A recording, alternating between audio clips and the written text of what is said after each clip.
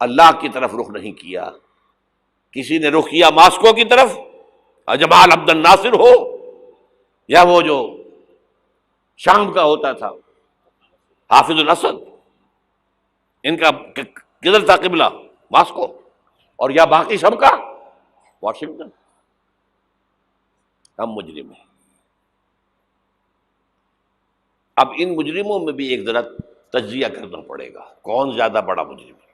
یہ جو ہماری کوئی 150 ارب، 150 کروڑ، 1.5 ارب مسلمان ہیں، ان کا تجزیہ کر لیجئے، 30 کروڑ کے قریب عرب ہیں، یہ امیین جن کا حضور نے کہا تھا تمہاری طرف خاص طور پر بھیجا گیا ہوں، انی لرسول اللہ الیکم خاصۃً۔ ان کو کتنا بڑا مقام ملا کہ محمد ان میں سے تھے صلی اللہ علیہ وسلم، یہ رتبہ بلند ملا جس کو بھی ہاشمی تھے کہ نہیں تھے، قرشی تھے کہ نہیں تھے۔ اور نمبر 2، ان کی زبان میں اللہ کا کلام ہے۔ ہم تو کیسے پڑھیں اللہ کا کلام؟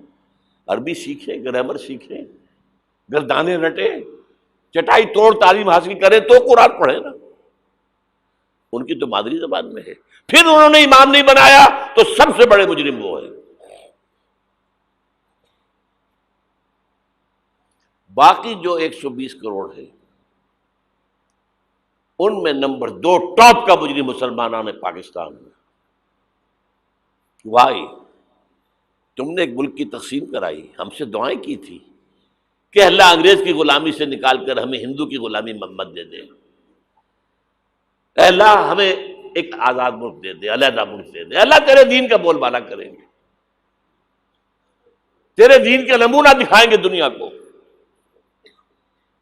یہ علامہ اقبال کا خواب تھا جو 1930 میں انہوں نے دیکھا تھا۔ ایک تو یہ کہ ہندوستان کے شمال مغرب میں ایک آزاد اسلامی ریاست قائم ہوگی، آزاد مسلمان ریاست۔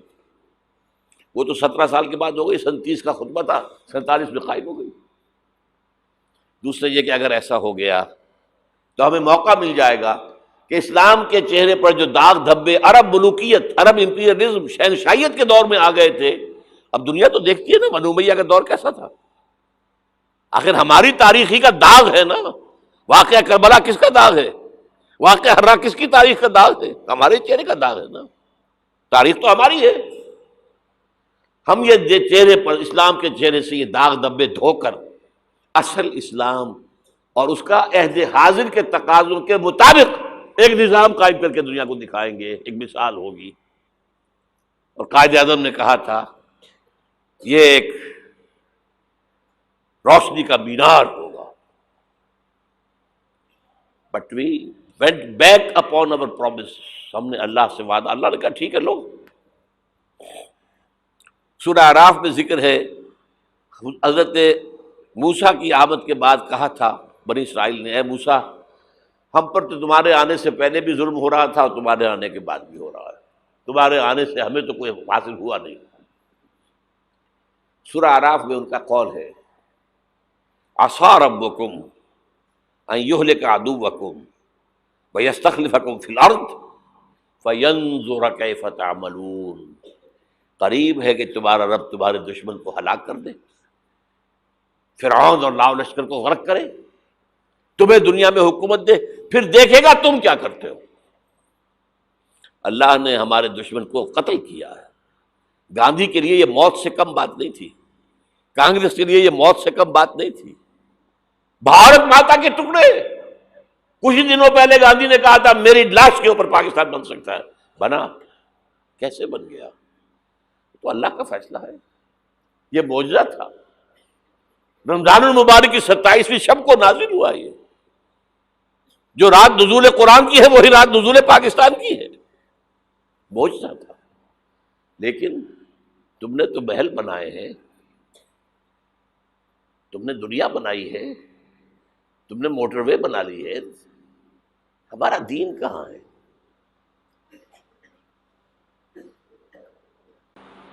ہمارا دین کہاں ہے؟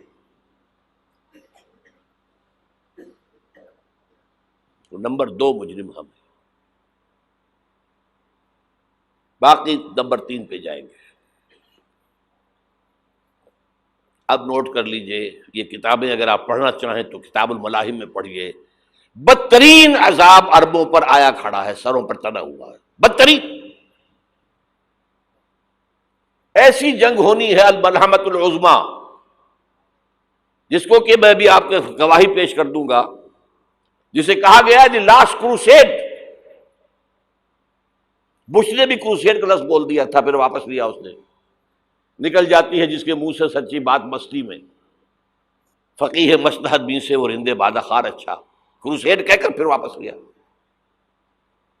یہ کروسیڈ، اس کے اوپر جس قدر نقصان ہونا ہے عربوں کا، گریٹر اسرائیل بنے گا، یہ عراق، شام، اردن، سعودی عرب کا کچھ شمالی علاقہ، ترکی کا جنوبی علاقہ، مصر کا صحرائے سینا، اور اس کے ساتھ ہی جو بہترین اس کا زرخیز ترین علاقہ ڈیلٹا آف نائل، یہ سب یہودیوں کے قبضے میں جائیں گے۔ اس کو حدیث میں کہا گیا الملحمۃ العظمیٰ۔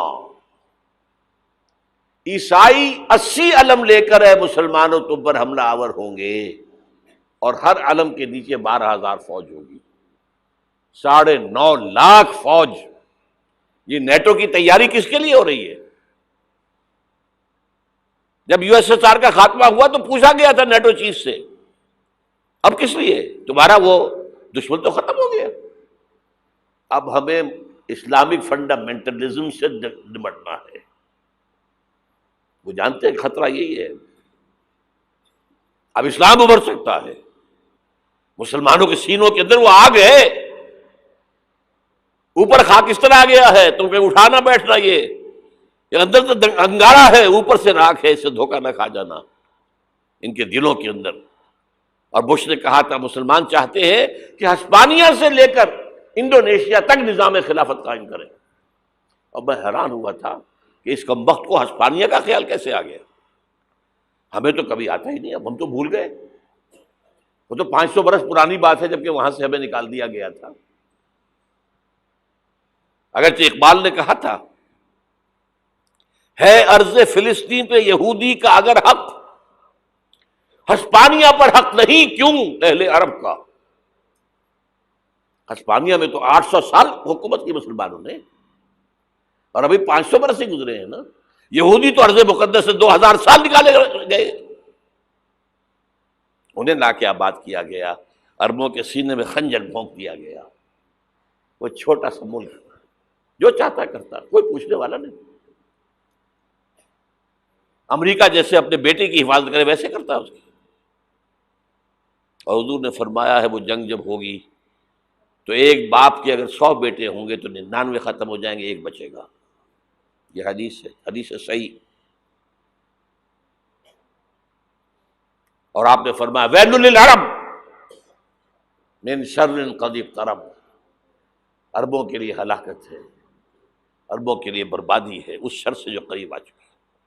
اور آج جس طرح انہوں نے ان کی تہذیب کو اختیار کر لیا ہے، دبئی جا کر دیکھیے، بدترین مغربی معاشرہ جو ہے وہ دبئی کے اندر ہم نے قائم کر کے دکھا دیا۔ اب سعودی عرب اس راستے پر بڑھ رہا ہے۔ اور اس کے بعد نمبر 2 پر جو ہے ہم پاکستانی ہیں، لیکن میں اس کے وہ پہلی بات جو کہہ رہا ہوں وہ تو یقینی ہے، اس میں تو احادیث صحیحہ موجود ہے۔ اگرچہ اس کے بعد پانسا پلٹے گا، پھر حضرت مہدی کا ظہور ہوگا، حضرت عیسیٰ کا نزول ہوگا، اور وہ گریٹر اسرائیل گریٹر گریو یارڈ بنے گا یہودیوں کا، ایک ایک یہودی قتل ہوگا اور دفن ہوگا۔ یہ بات میں ہونا ہے، میں پہلی بات بات کر رہا ہوں۔ وہ پانسا پلٹے گا جب پلٹے گا، ابھی جو سامنے ہے وہ کیا ہے؟ جس ملحمۃ العظمیٰ کہا حضور نے، جسے آرمگیڈون کہتے ہیں عیسائی۔ آرمگیڈون کی اگر کہیں جا کر آپ دیکھیں گے، آپ ڈکشنری میں مانی تو کیا لکھا ہے؟ A very big war which will be fought between the forces of evil and good before the end of this world۔ اس دنیا کے خاتمے سے پہلے خیر اور شر کی قوتوں کے درمیان بہت بڑی جنگ ہوگی، ارمجدون۔ اسے کہتے ہیں عربی میں، اور ارمگڈون اسے کہتے ہیں انگریزی کے اندر، اور یہ بائبل کی آخری کتاب کے اندر ہے، جو اس میں کہ مکاشفات یوحنا، ریولیشنز آف سینٹ جان. یہ تو میں کہہ رہا ہوں یقین کے ساتھ، اور زیادہ دور نہیں ہے، آیا چاہتا ہوں. اس لیے کہ یہودیوں کا اور عیسائی جو کنزرویٹوز ہیں، نیو کنزرویٹوز، ان کا 5 نکاتی ایجنڈا ہے متفق علیہ، جس کے تحت کہ یہ جنگ صلیبی شروع کی گئی ہے. وہ سن لیجئے آپ. آرمیگیڈون نمبر 1، گریٹر اسرائیل قائم ہو جانا اس کے نتیجے میں نمبر 2، مسجد اقصی اور قبۃ الصخرہ کو گرانا نمبر 3، وہاں تھرڈ ٹیمپل، وہ مسجد جو حضرت سلیمان نے بنائی تھی 1000 قبل مسیح میں، پھر برباد کی تھی نیبوکدنیزر نے، دوبارہ بنائی گئی، پھر دوبارہ ختم ہوئی 70 عیسوی تک گری پڑی ہے. ان کا خانہ کعبہ گرا ہوا ہے 70 عیسوی سے لے کر آج تک.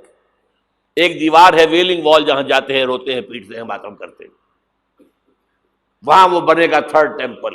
اور نمبر 4، اس میں لا کر رکھا جائے گا تخت حضرت داؤد کا. یہ تخت کہاں ہے اس وقت؟ یہ لندن شریف کے اندر، جو ان کی پارلیمنٹ کا جو چرچ ہے، ویسٹ منسٹر ایبے، اس میں رکھا ہوا ہے. ایک پتھر تھا جس پر بٹھا کر حضرت داؤد کی تاج پوشی ہوئی، پھر حضرت سلیمان کی ہوئی، پھر وہ پتھر رکھ دیا گیا جب حضرت سلیمان نے بنایا ہیکل مسجد اقصی، وہاں رہا وہ. ہر بادشاہ جو تھا یہودی اسی کے اوپر بٹھا کر اس کی تاج پوشی ہوتی تھی. سن 70 میں ٹائٹس نے گرایا اسے، ہیکل کو، وہ پتھر لے گیا، وہاں سے روم گیا، روم سے آئرلینڈ گیا، آئرلینڈ سے اسکاٹ لینڈ آیا، اسکاٹ لینڈ سے انگلینڈ آیا، اور اب وہ رکھا ہوا ہے 14ویں صدی عیسوی سے آج تک. وہ ویسٹ منسٹر ایبے میں رکھا ہوا، ایک کرسی کی سیٹ میں اسے بنا دیا گیا ہے تخت کی شکل میں. اب انگریزوں میں کوئی ملکہ ہو، کوئی بادشاہ ہو جس کی بھی تاج پوشی ہونی اس میں ہوتی. یہ لا کر رکھا جائے گا تھرڈ ٹیمپل میں، اور اس پر یہودیوں کے خیال کے مطابق ان کا مسیحا آئے گا جو مسیح دجال ہوگا. عیسائیوں کے خیال کے مطابق حضرت عیسیٰ آئیں گے، وہ ہمارا بھی خیال ہے حضرت عیسیٰ آئیں گے علیہ السلام.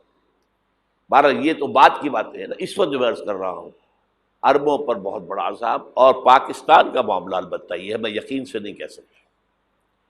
ہینگنگ ان دی بیلنس، ہو سکتا ہے اللہ تعالیٰ ہم پر رحم فرمائے، ہو سکتا ہے، اگرچہ اس کی کچھ شرائط ہوں گی. چمن کے مالک اگر بنا لیں موافق اپنا شعار، اب بھی چمن میں آ سکتی ہے پلٹ کر چمن سے روٹھی بہار، اب بھی ہو سکتی ہے. اور یہ بھی ہو سکتا ہے کہ اللہ تعالیٰ نے معجزانہ طور پر ہمیں ملک دیا، ہم نے اللہ سے بدعہدی کی، وعدہ خلافی کی، غداری کی، لہذا سزا دی جائے اور ہم سے یہ ملک چھین لیا جائے. It's just possible. دور نہ سمجھے اسے، انہونی بات نہ سمجھے. جو گھیراؤ ہو رہا ہے آپ کا، آپ کے مغرب میں نیٹو فورسز اور مشرق میں بھارتی فورسز گدھوں کی طرح بیٹھے ہوئے انتظار کر رہے ہیں پاکستان اور ڈسٹیبلائز ہو جائے، یہاں اور بدامنی ہو جائے. اب لاہور میں پھر آج دھماکے ہو گئے ہیں. 2 دن پہلے کا دھماکہ میں سہ کے آیا ہوا ہوں، آپ کے سامنے بیٹھا ہوں. وہ جانیں بچی ہیں، جو ہماری اکیڈمی کا حشر ہوا وہ تو میں آپ کو نہیں بتا سکتا. یہ سارا کیوں ہو رہا ہے؟ تاکہ یہاں بدامنی ہو جائے اور ہمیں جواز مل جائے.